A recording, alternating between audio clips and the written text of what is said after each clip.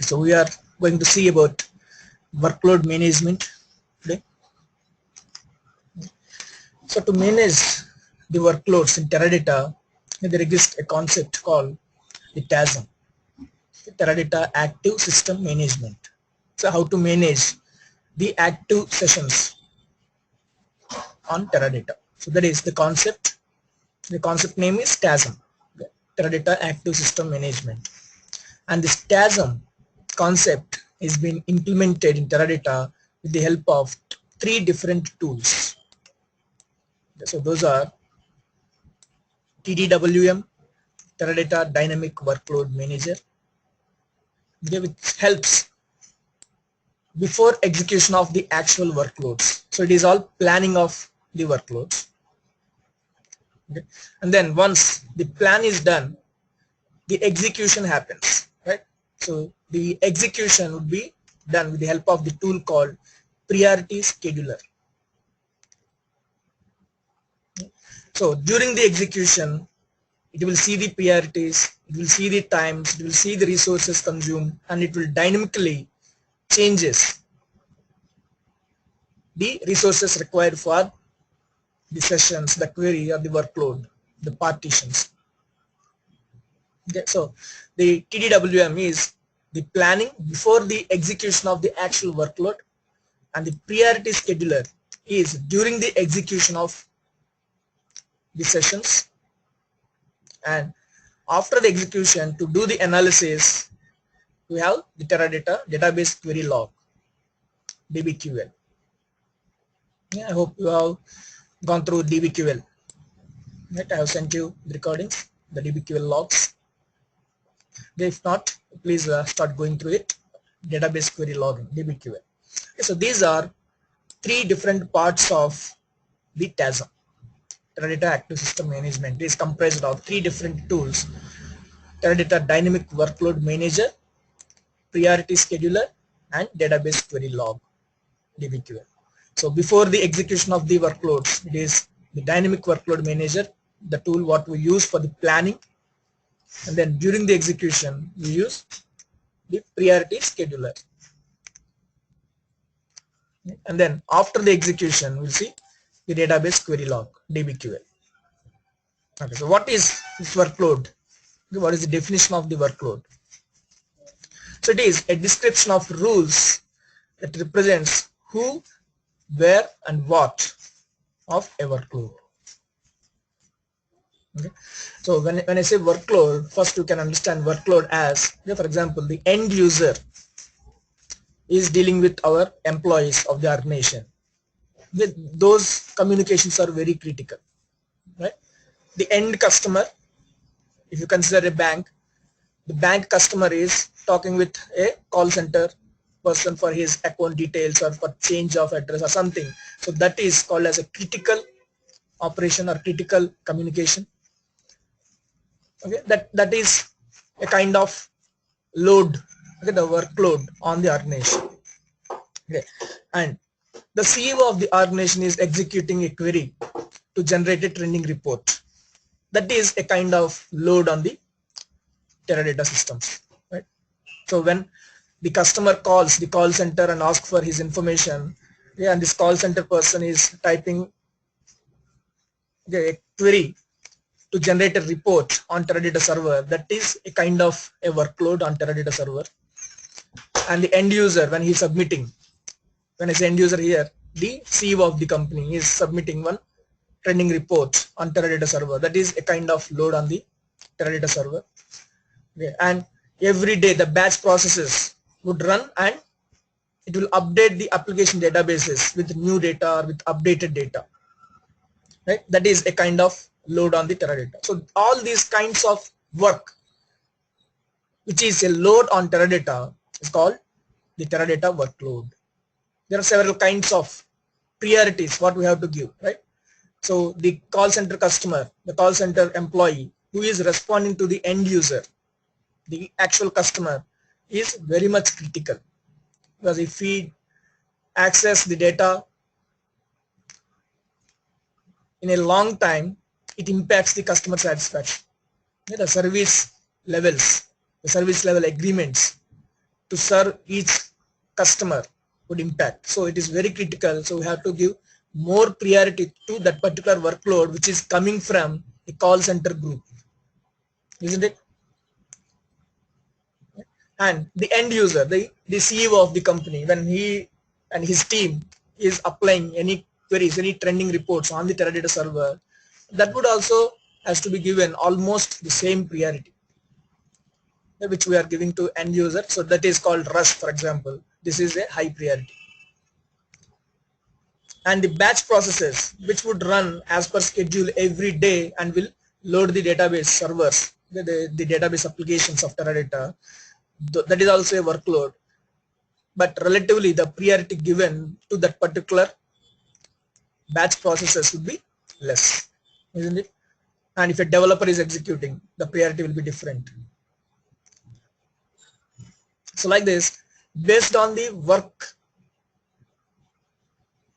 or the workload coming from different users at different times, the priorities should change. Okay, right? So here we have discussed and we have taken 3 examples. One is the call center person who is serving the end customer through the reports generated out of the Teradata. That is one type of workload. So during what times the priority should be high?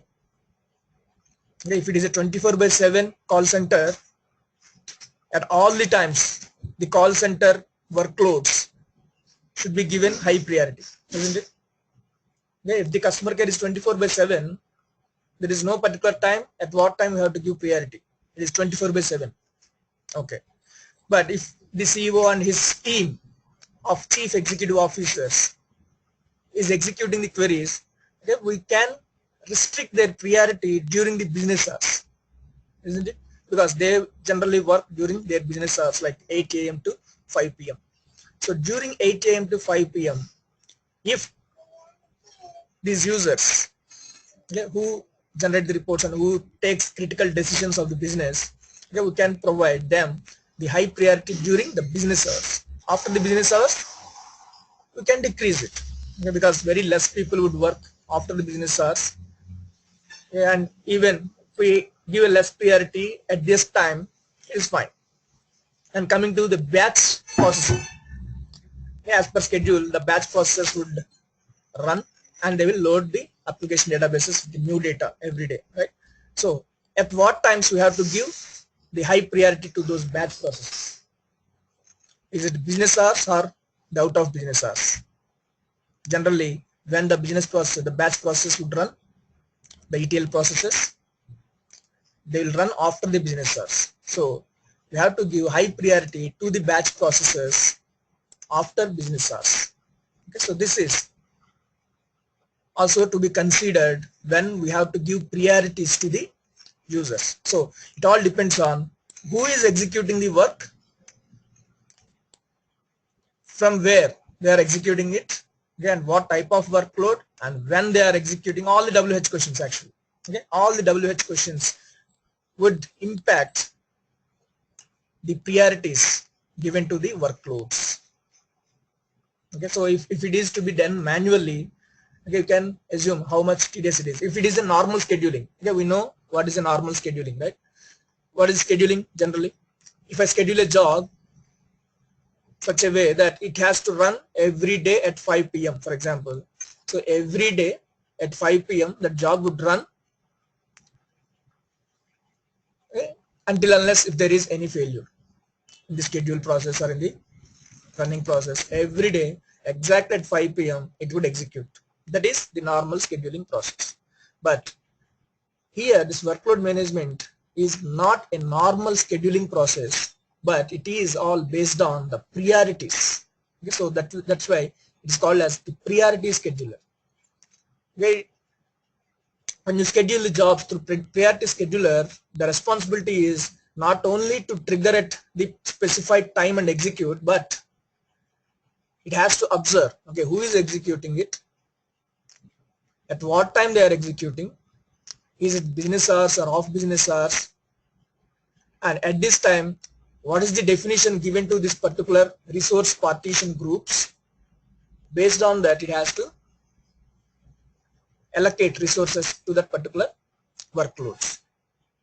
Okay, so it is not only a simple scheduler, it all depends on the priorities, at what time, who is executing, what type of workload, and it has to allocate the resources. Okay. And one more advantage of this priority scheduler is, for example, the estimated time to execute a user query is 1 minute at max. Okay.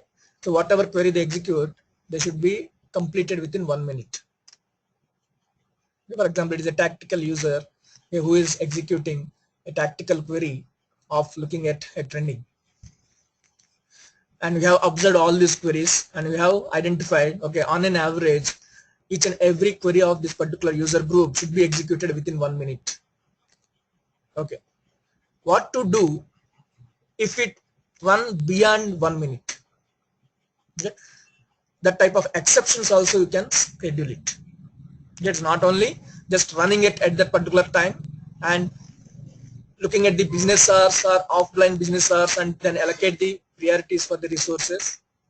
Along with these two, you can schedule the exceptions in such a way if a particular query executes beyond this particular time from this particular work groups, then you decrease the priority.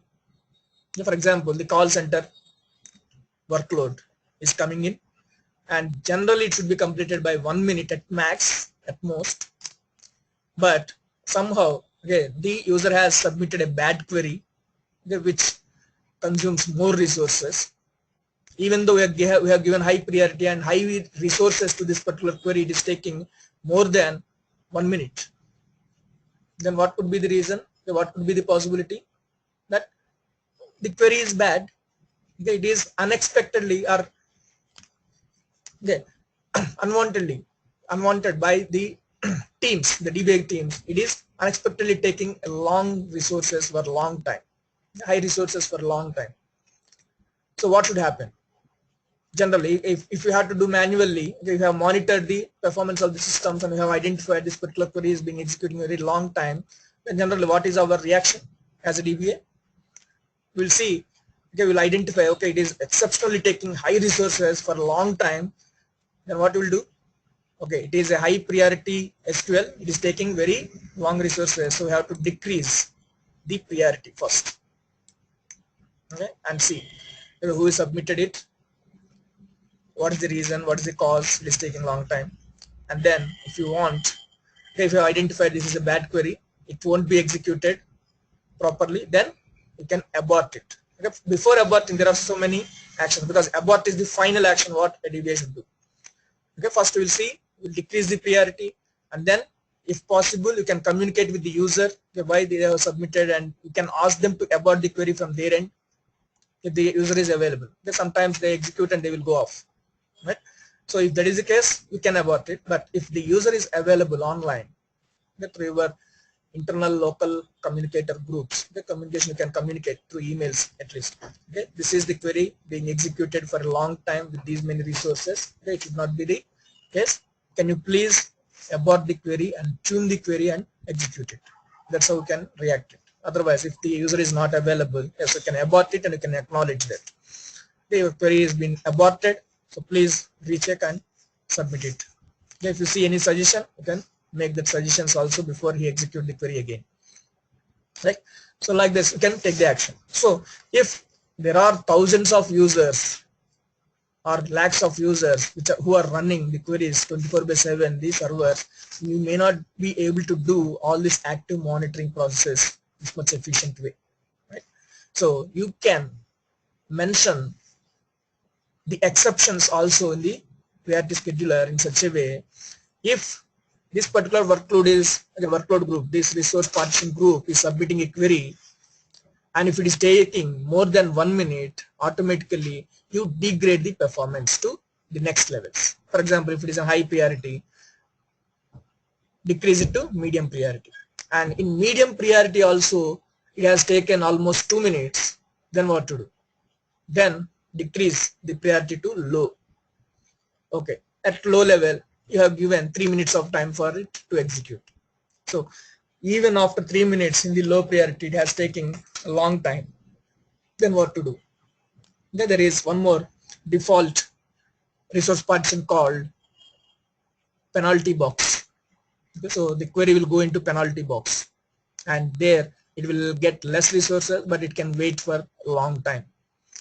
And after penalty box also, it is not been done, then you may abort it. So these are different levels of exceptions what you can schedule through priority scheduler, okay, based on the time, based on the workload groups from which it is coming in, and who is submitting at what times. You can see dynamically, and it can change the resource priorities for the particular workloads.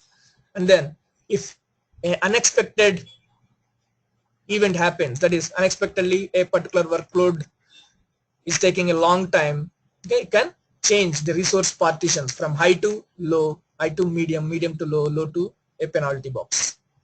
Yeah, like this you can schedule the exceptions also. Yeah, so the entire concept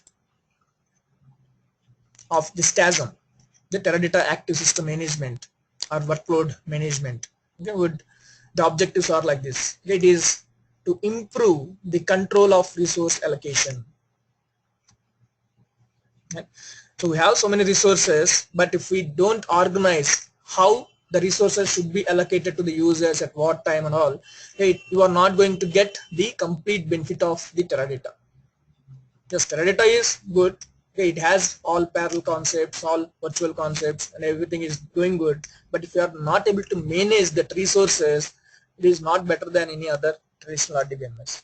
Okay, so they have a particular system called the TASM, with a concept called TASM, through which they have implemented the workload management, and it is used to improve the control on resource allocations.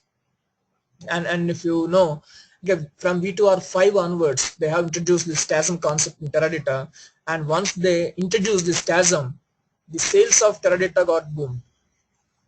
Because of this TASM only, the Teradata sales got increased almost 40% in early 2003 and 2004. Okay. So TASM is very much important concept, and this TASM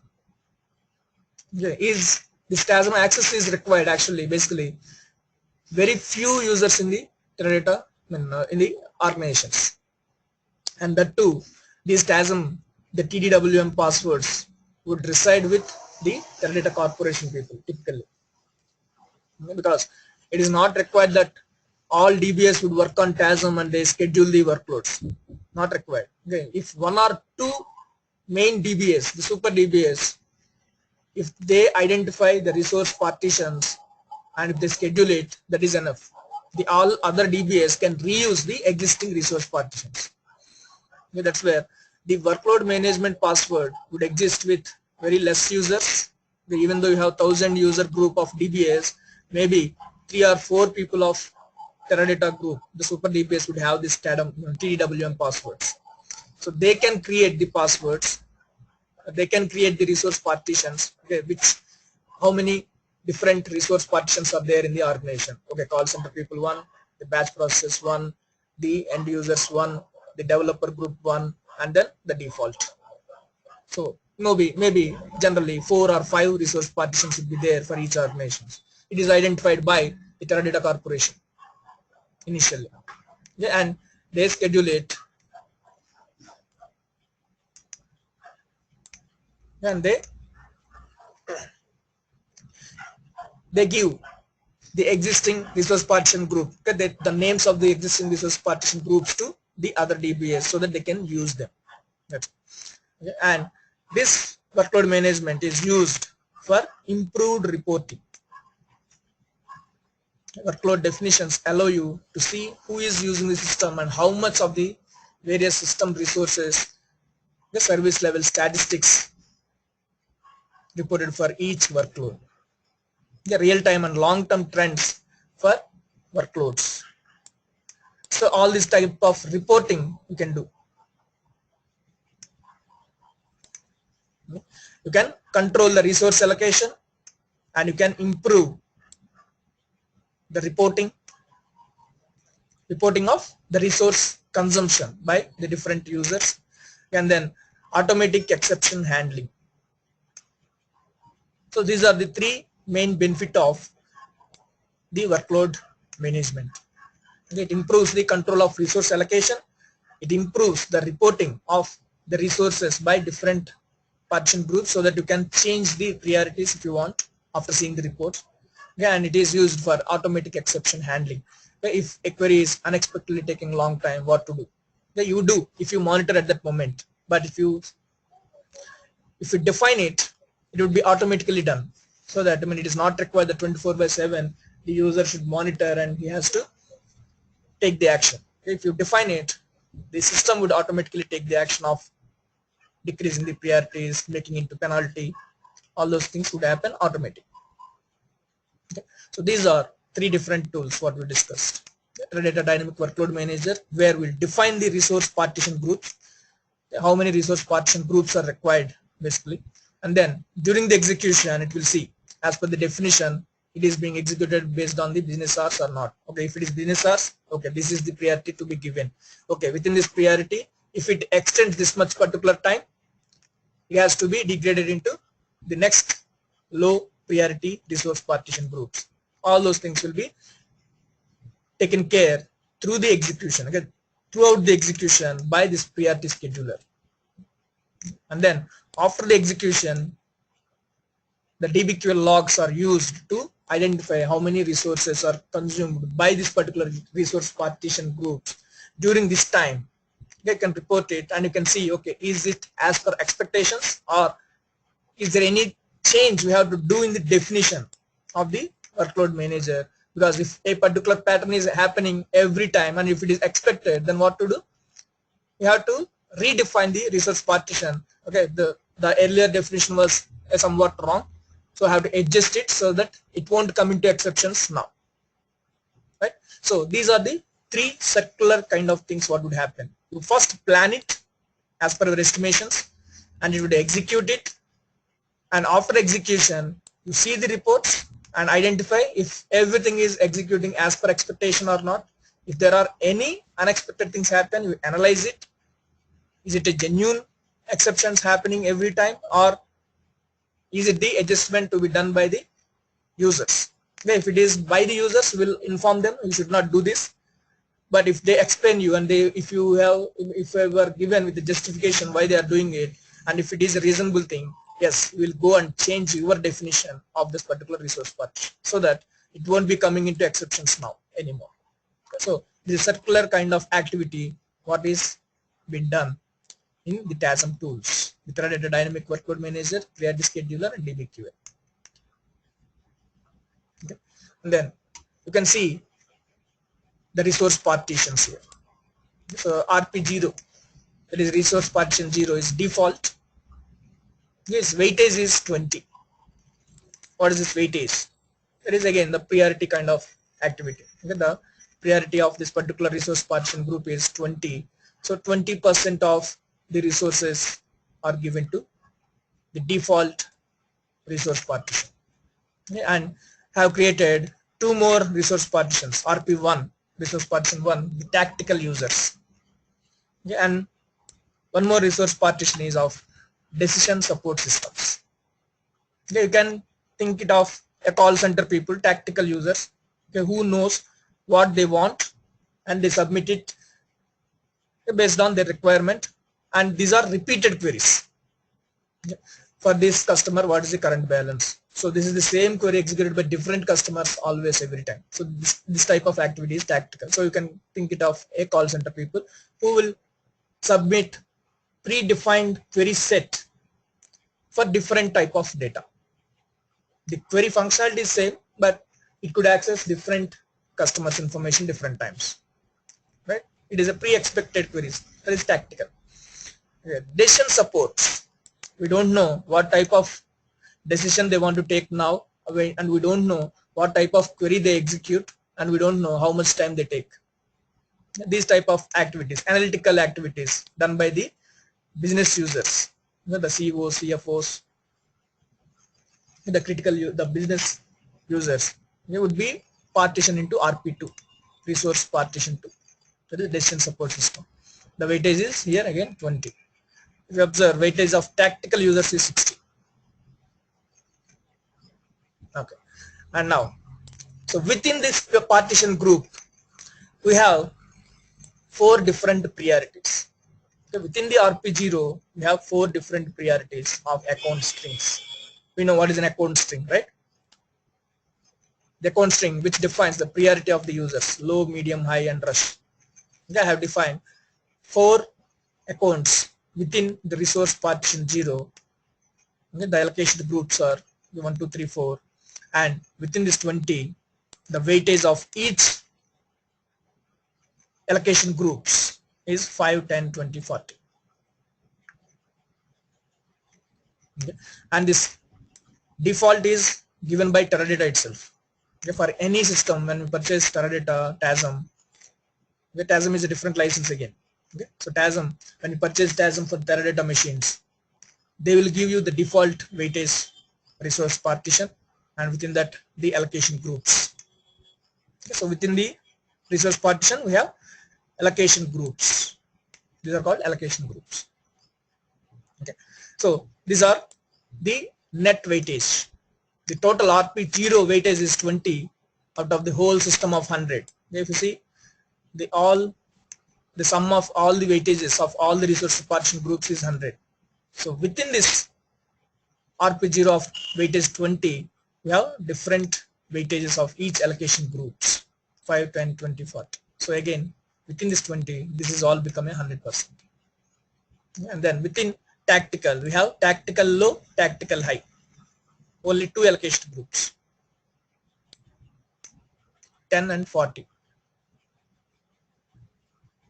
Right. So here it is, how much? 46, 60, 75, the total. Here it becomes 40 and 10, it is given. So it is 50%.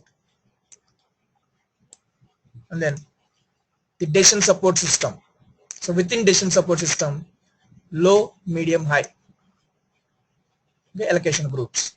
This is the weightage given. Yeah. So this is the complete notes. LM, H, and R assigned to batch and load jobs. The default groups are generally assigned to the batch processes and the load jobs. Then TL and TH are assigned to the tactical queries, assigned to queries that are all AMP operations. They are the queries that are 1 or 2 AMP operations. So within the tactical, if they are used by the primary index, if they are using the primary index, they will be given TH, that is tactical high priority, so that they will be completed very soon with high weightage and high performance. If it is not using primary index, then we don't know how much time it would take, so we don't allocate many resources. It is a low resource consumption within tactical, so it will go into the 10% weightage, the 10 weightage. And assuming queries are active in all 3 partitions, system resources are effectively divided between the 3 partitions as follows. Okay, so the default resource partition would get 20%, tactical would get 60%, and DSS would get 20%. So this is, if all the queries are active and running in all the partitions, then this is how the priorities would be given to resource partitions, 20, 60, and 20. Now we'll see a real-time workload plan of an organization. Increase the font. Okay. So peak TASM settings. It is a real-time resource partition plan. First we'll understand how they planned it. First, they wanted a critical partition group with critical low and critical high. Okay, with a weightage of 10 and 40. At night time, because it is a call center work group, night time also they will have the same priority. So it is 10 and 40. So daytime how they should get priorities, and at night time how they should get priorities. You can see here these 2 columns. And the classification, tactical applications and tactical T pumps. They have segregated it. Okay. And exception, you can define the exception. If total CPU consumed is more than 20, then it has to go into the next level of priorities. Okay, if it is a high, if CPU is greater than 10 seconds, if CPU time consumed is more than 10 seconds, then move him to low. Okay, like this, you can schedule the exceptions. So this is the plan actually on paper. After identifying the different kinds of resource partition, different weightages within them and the exception plan, this is how they plan it. And then VIP DBA rush. With the daytime, it has a weightage of 6% and night time it has only 1%. And how we assign these priority groups to the users? Because of the profiles. Okay, based on their profiles, we add these workload groups to that particular profiles. Okay. And then batch low and batch high. End user short, end user medium, end user long, end user very long. Okay. This is all one resource partition group, end user partition group.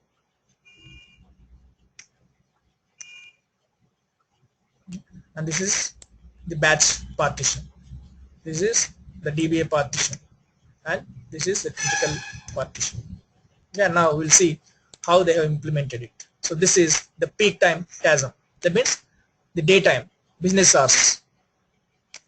At the business hours, you see there are 4 different partition groups. The first one is the default. The weightage, the resource partition weightage is 100, and then this 23% of relative weight out of the whole system, and CPU limit is 100. So if there are no other queries running on these other partitions, yes, it can go and get 100% of CPU for only default. Okay. You can set here, if you set only 50, so even though the queries are not executing in other partitions, the total CPU what this default partition can get is 50. You can schedule that. You can restrict it. But generally we'll keep it 100 at each partition so that it would get maximum resources when other queries are not running in other partitions.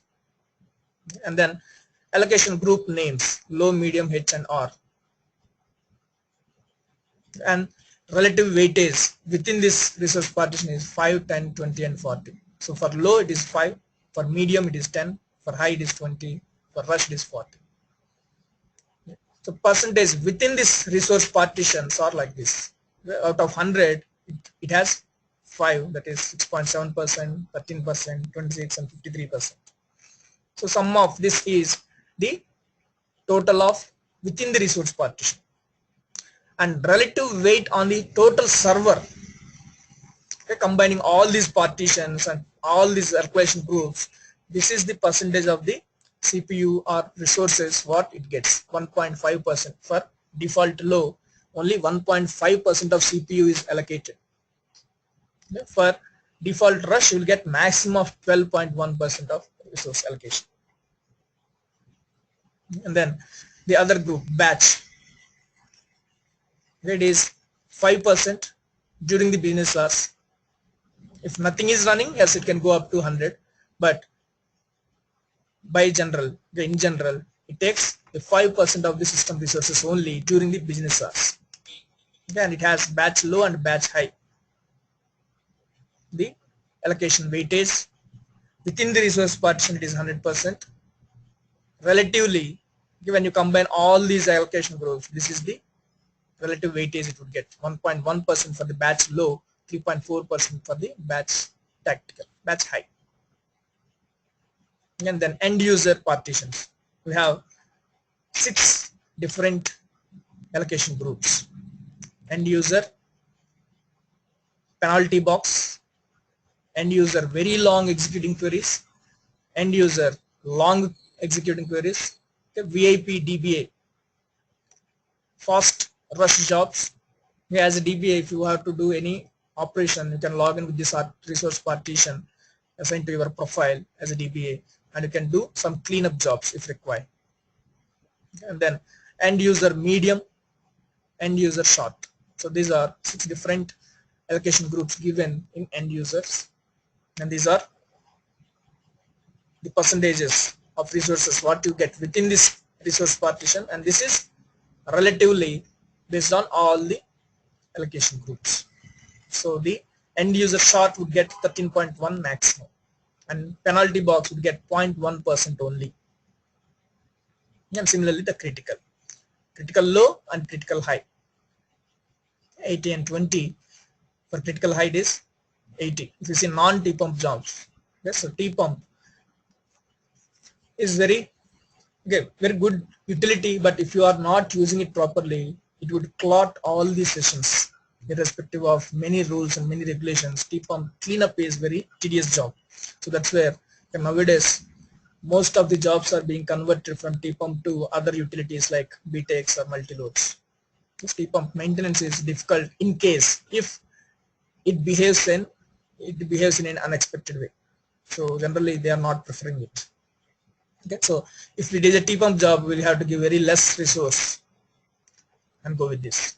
Okay, if it is not a T pump job, then yes, it's fine. You can go and allocate 40% and 80% of the resource partition resource.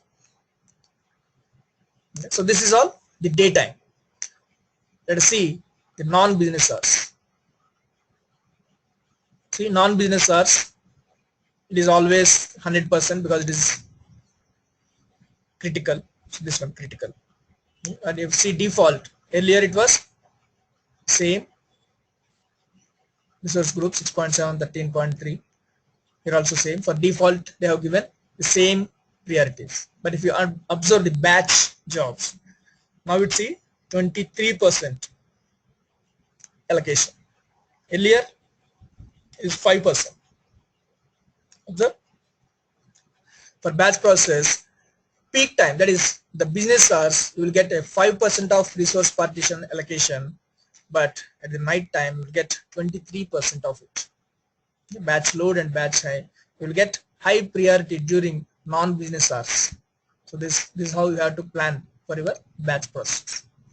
And end users, it is only 5%, but earlier during the business hours it is 23%, but now the end users got only 5%. Observe, because end users generally won't work after business hours, right?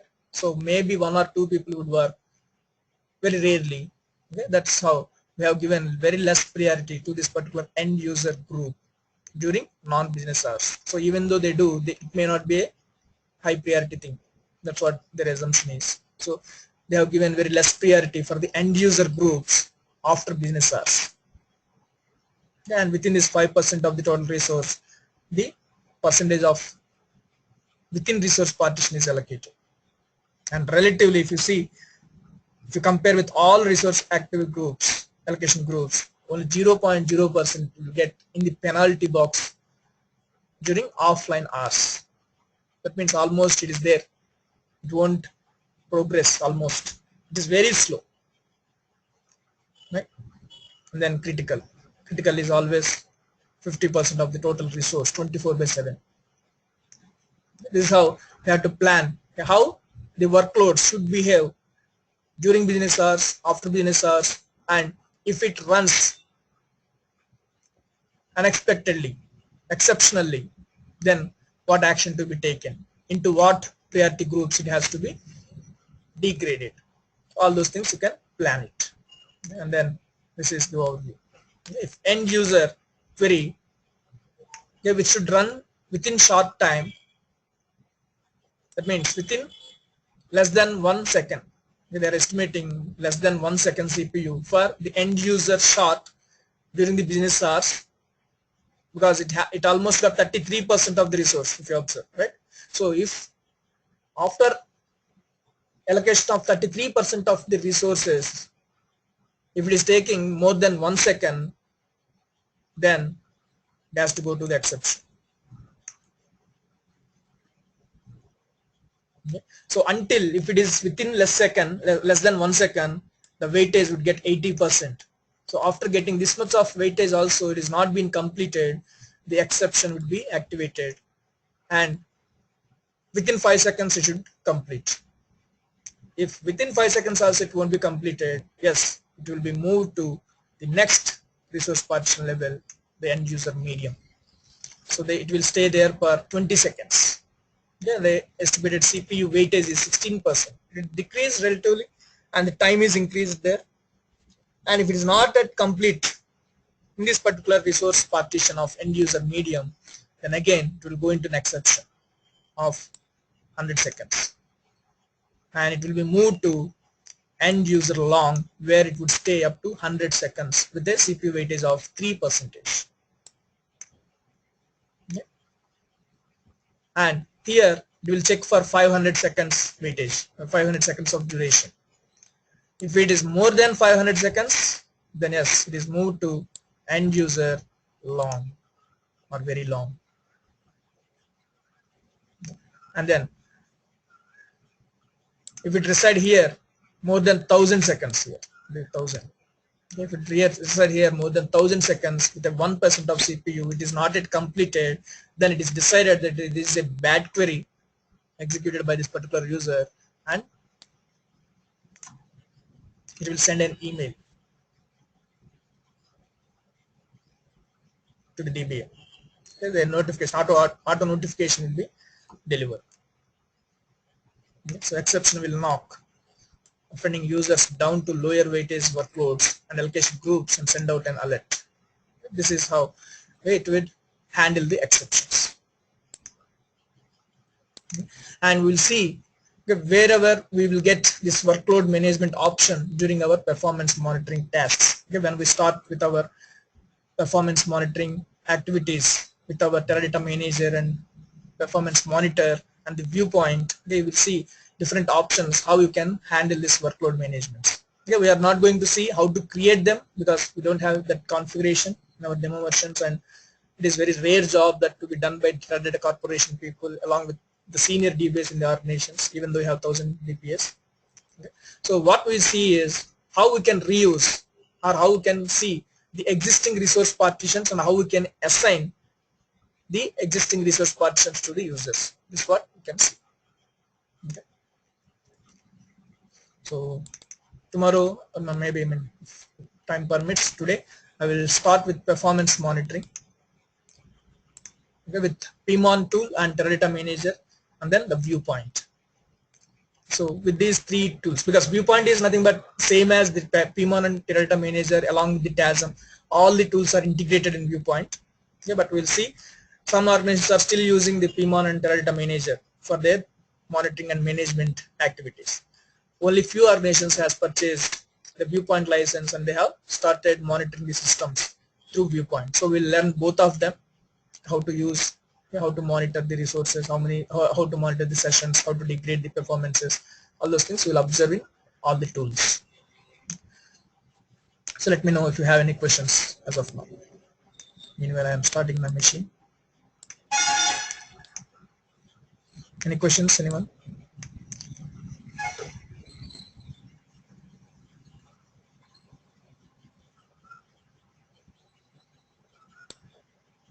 Okay, very good. So let's start with our performance monitoring, and I will show you how we observe the resources and how we can use these workload groups in some of the activities.